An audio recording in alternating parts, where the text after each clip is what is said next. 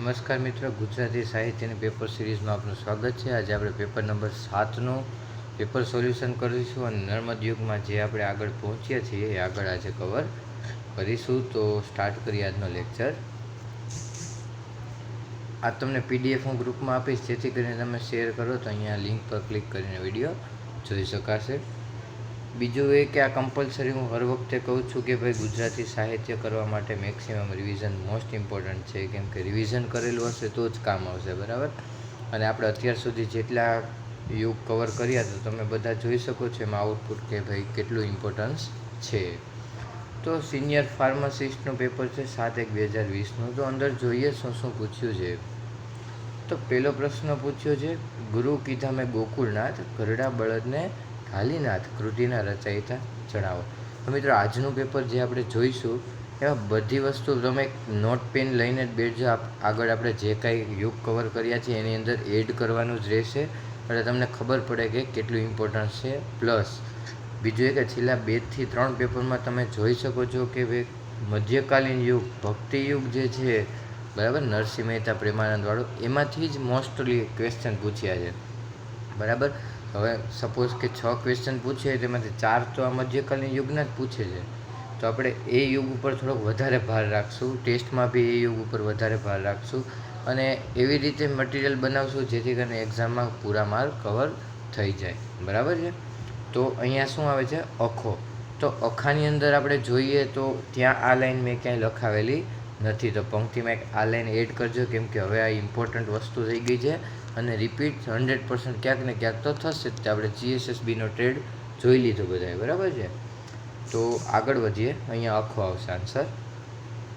પછી છે છાયા એટલા છાપરા ને ચળિયા એટલા ઘર, ભોજો ભગત તો એમ ભણે જે વાંઢા એટલો વર, બરાબર। પંક્તિના સર્જકનું નામ જણાવો। થોડુંક ઇમેજ નાની રહી ગઈ છે, થોડુંક આછું દેખાશે પણ વાંધો નહીં આવે, બરાબર છે, સારું જ છે।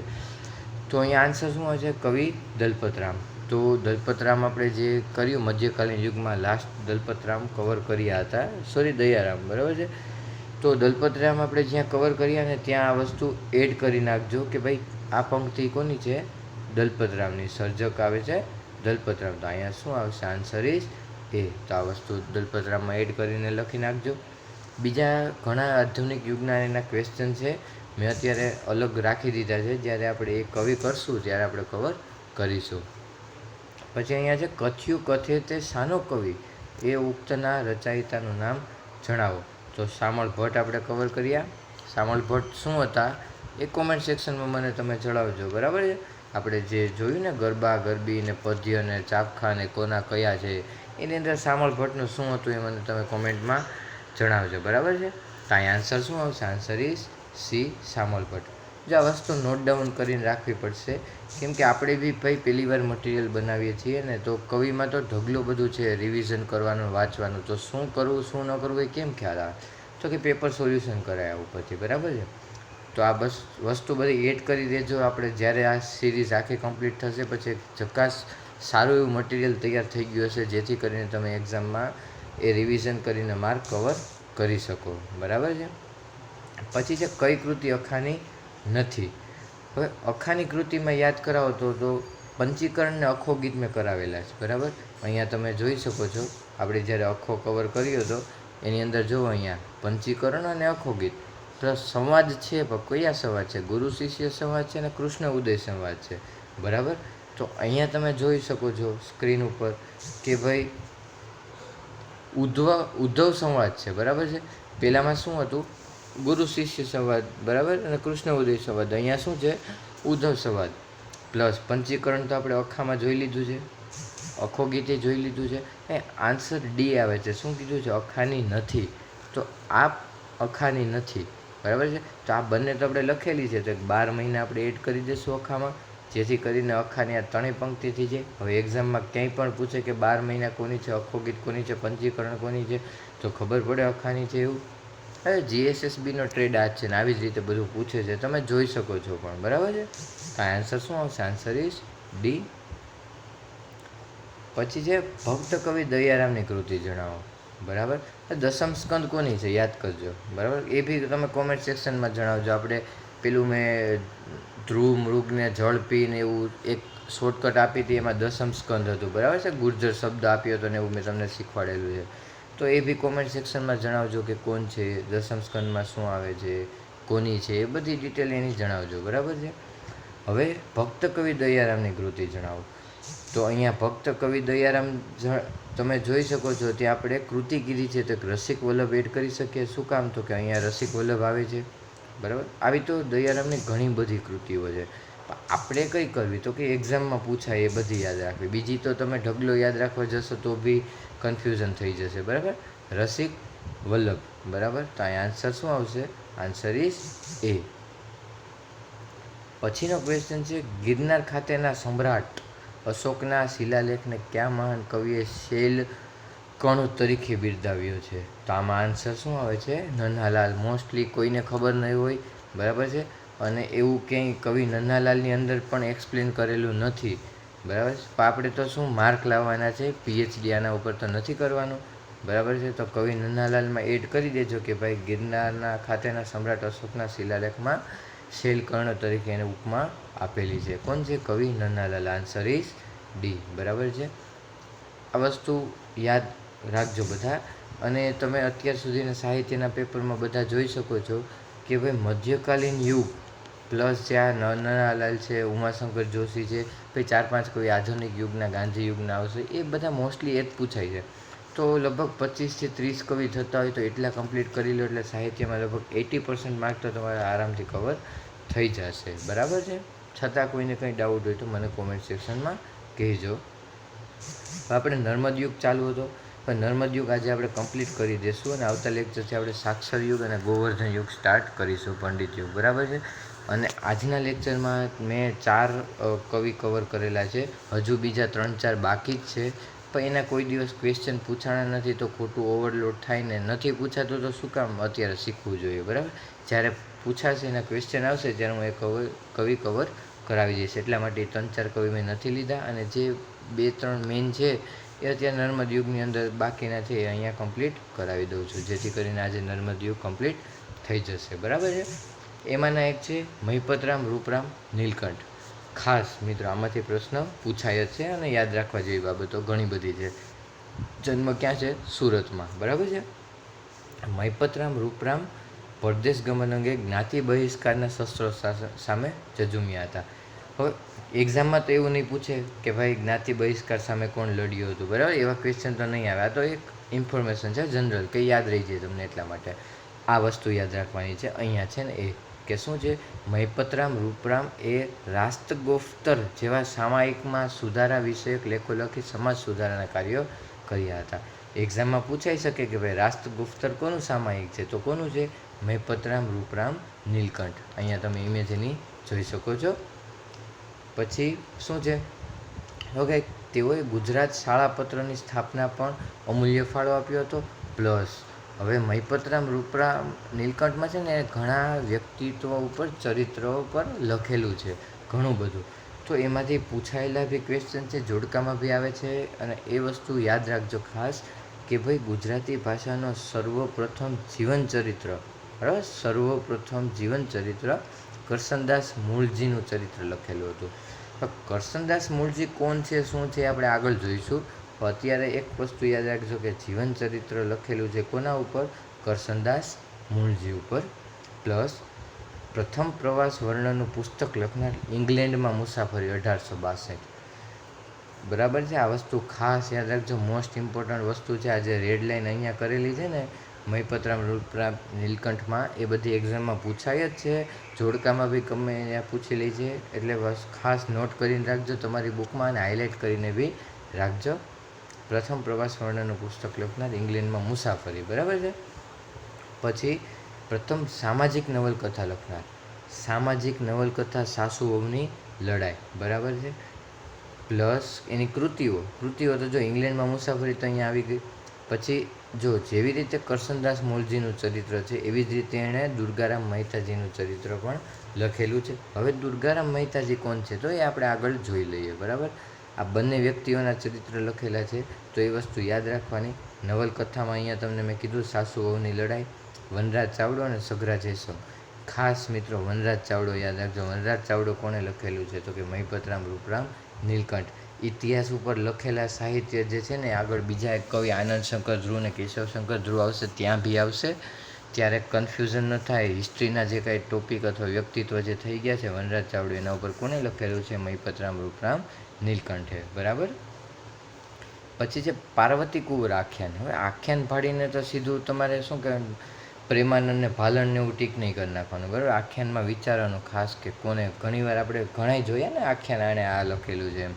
તો જો પાર્વતી કુંવર આખ્યાન પત્નીનું ગુણદર્શી ચરિત્ર આલેખતી ગદ્ય કૃતિ છે. બરાબર. એના પત્નીને ઉપરથી એને લખેલું છે પાર્વતી કુંવર આખ્યાન, અને એમનું ઇતિહાસ વિષયક ચરિત્ર છે અકબર ચરિત્ર.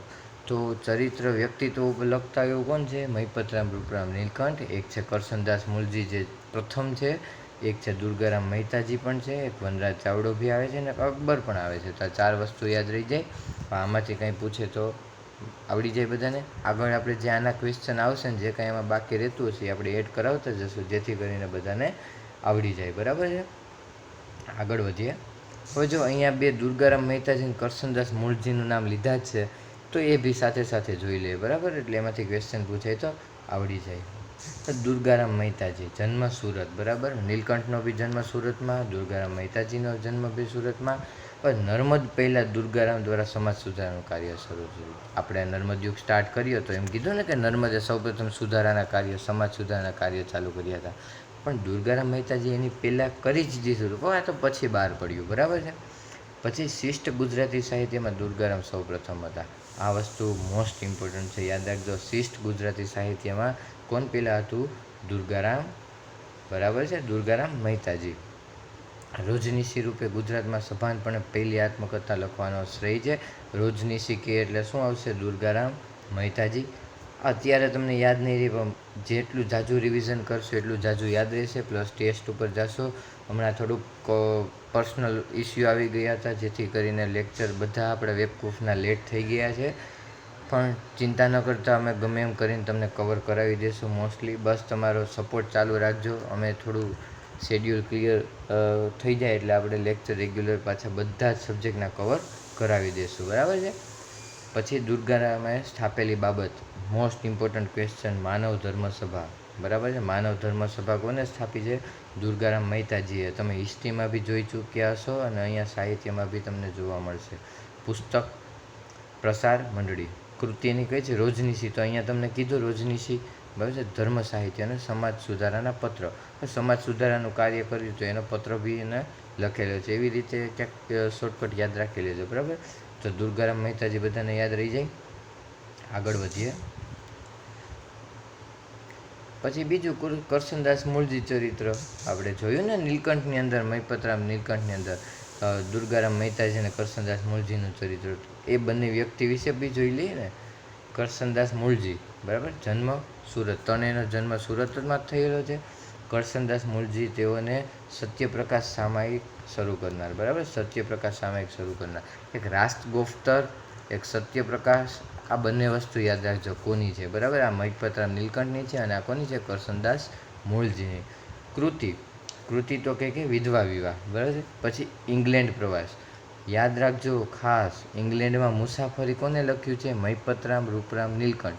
પણ ઇંગ્લેન્ડમાં પ્રવાસ કહી તો કોણ આવશે? કરશનદાસ મૂળજી. ભૂલ ન થાય, હજુ કહી દઉં છું અત્યારે કે ભાઈ ઇંગ્લેન્ડનો પ્રવાસ કહીને પ્રવાસ તો કોણ આવશે? કરશનદાસ મૂળજી. અને ઇંગ્લેન્ડની મુસાફરી કહી તો કોણ આવશે? મહિપતરામ રૂપરામ નીલકંઠ. હવે કન્ફ્યુઝન કોઈને થાય આમાં? યાદ રાખજો ખાસ. આ ટેસ્ટ લઈશ તો એમાં બી આવી રીતે પૂછી લઈશ, અત્યારથી જ કહી દઉં છું. બરાબર. તો કોઈનું ખોટું ન પડવું જોઈએ. અને ખાસ મિત્રો આ તો રહી ગયું કે ભાઈ મહારાજ લાઇબસ કેસ જીતનાર. બરાબર. મહારાજ લાઇબસ કેસ જીતનાર કવિ હોય તો કોણ છે? કરશનદાસ મૂળજી. તો આ બધાને યાદ રહી જાય. તો આગળ વધીએ. જો આમાં બીજા હજુ 3-4 કવિ બાકી રહી ગયા છે, પણ મેં લીધા નથી ભાઈ. એના ક્વેશ્ચન પૂછાણા નથી તો ખોટું મેં કીધું ઓવરલોડ નથી કરવો.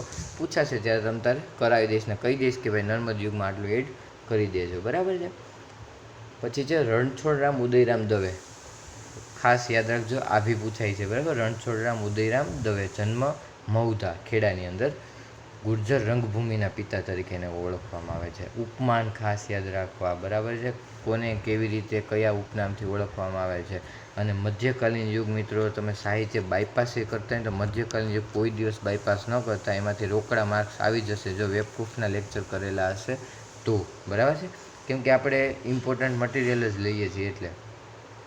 પછી છે રમણભાઈ નીલકંઠે તેને ગુજરાતના આદ્ય નાટ્યકાર તરીકે ઓળખવામાં આવે છે. બરાબર, હવે રમણભાઈ નીલકંઠ કોણ, તો આપણે આગળ જોઈ લઈશું. બરાબર, મહિપતરામ નીલકંઠ આપણે કરી લીધું. અત્યારે રમણભાઈ નીલકંઠ એટલે એને શું ઉપમા આપેલી, ગુજરાતના આદ્ય નાટ્યકાર, પ્રથમ કરુણા સામાજિક નાટક લલિતા દુઃખદર્શક આપનાર. બરાબર છે, શું કરુણા નાટક કીધું ને તો કરુણા એટલે દુઃખ, તો પછી નામ એવા ગુણ એવું વિચારીને યાદ રાખી લો કે લલિતા દુઃખદર્શક. બરાબર છે, નાટક શું છે, લલિતા દુઃખદર્શક. કોને આપેલું છે કે રણછોડરામ ઉદયરામ દવે. આ ક્વેશ્ચન પૂછાશે, બરાબર, પૂછાય એવો જ છે 100%. પ્લસ જો આ રણ પિંગળ પૂછાયેલું છે આગળ કે ભાઈ કોનું છે પિંગળ શાસ્ત્રમાંથી, તો કે રણછોડરામ ઉદયરામ દવે. આજે અમુક અમુક તમને કવિઓ કહું છું ને, એ તો ભાઈ બહુ જ પૂછાય, ચવાઈ ગયેલા છે કે ભાઈ એમાંથી પૂછાય, કોઈ બી એક ક્વેશ્ચન પૂછાય જ છે. તમે જોઈ શકો છો ને આટલા પેપર સોલ્યુશન કર્યા એમાંથી, તે કંઈ ઓપ્શનમાં અખો પ્રેમાનંદ અને નરસિંહ મહેતા અને મીરાબાઈ 4 તો હોય જ તે. મધ્યકાલીન યુગના જ હોય, કવિ દલપતરામ હોય અથવા તો દયારામ હોય, કોઈ બી.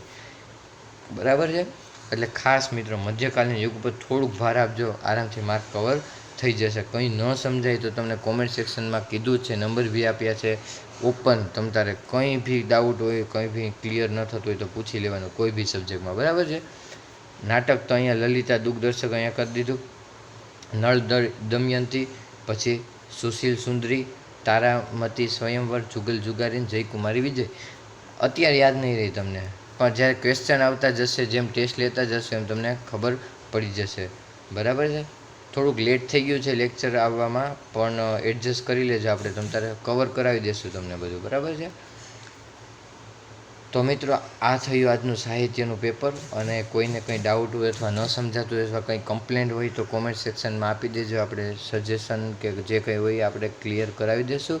અને વેબકૂફને સપોર્ટ કરતા રહેજો, શેર કરતા રહેજો, અને ધીરે ધીરે આપણે બધા સબ્જેક્ટના લેક્ચર જ ચાલુ કરી દઈશું. પણ થોડું અત્યારે બધાને, બધી ફેકલ્ટીને કંઈક ને કંઈક બીજી શેડ્યુલ ચાલે છે, કંઈક ને કંઈક પર્સનલ પ્રોબ્લેમ અથવા ઇસ્યુ હોય છે, એટલે પહોંચી શકતા નથી, પણ અમે ટૂંક સમયમાં કરાવી દઈશું. બરાબર છે, ઓકે. વેબકૂફને આવી રીતે શેર કરો, સપોર્ટ કરો, જોતા રહો. બરાબર, કીપ વોચિંગ. થેન્ક યુ મિત્રો.